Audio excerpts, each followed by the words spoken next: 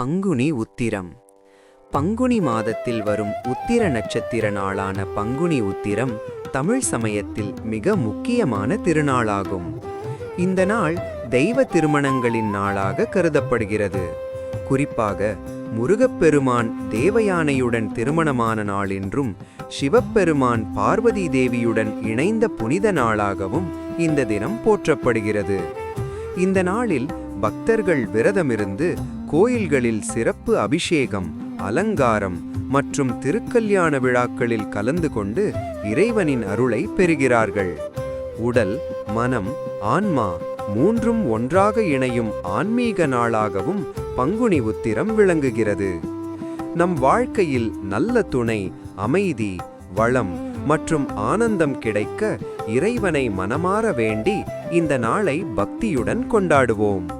பங்குனி உத்திரம் நல்வாழ்த்துக்கள்.